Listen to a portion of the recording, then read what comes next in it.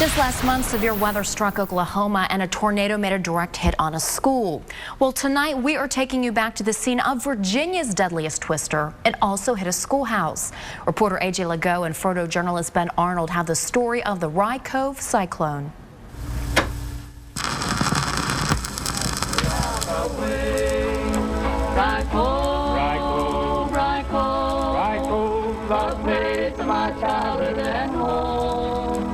A direct hit on a school. I just remember it was so dark. More than a dozen dead. My little girlfriend that I grew up with was killed.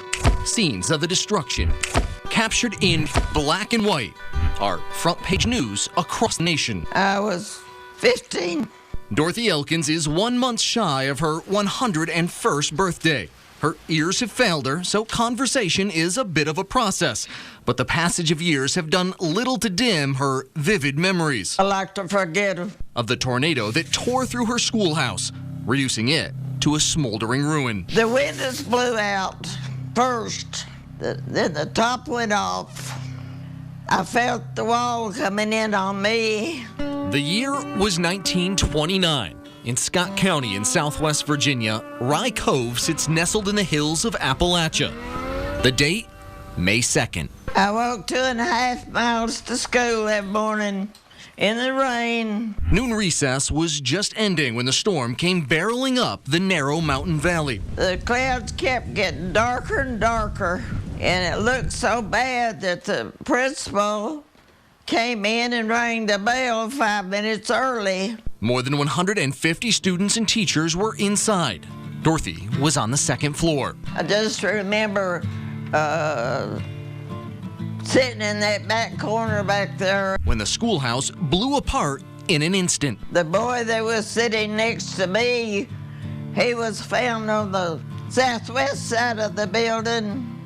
I was on the other side.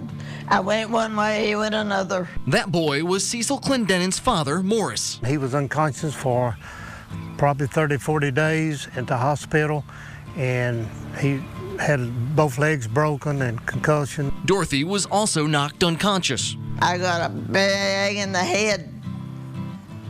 Got a star up here. She woke up in the rubble. Couldn't get my eyes open, so much dirt. I finally came to myself a little bit and opened my eyes. What she saw was a scene of devastation, punctuated by screams of pain and wailing moans. People was looking for their children, wailing.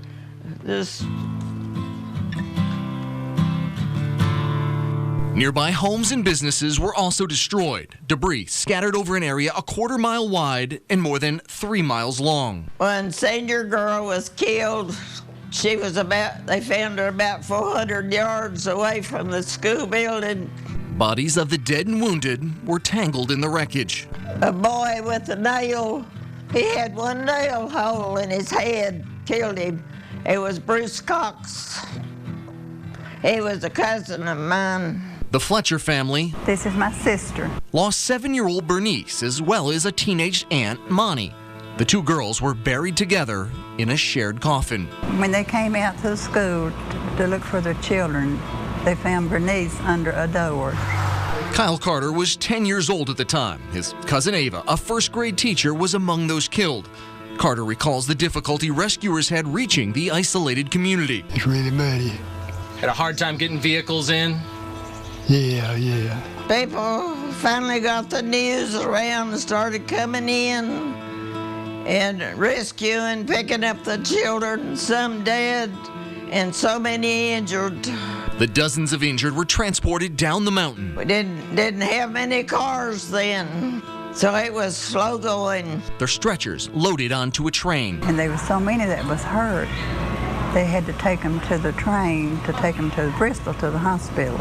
Dorothy refused to go. I said, no, don't take me, take somebody that's injured worse than I am.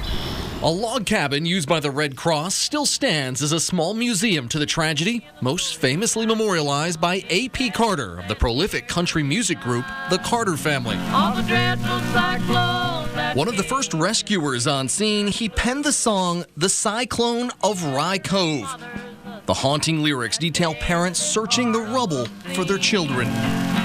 Searching and crying, each found their own child, dying on a pillow of stone. I don't like the song, I don't like to hear it.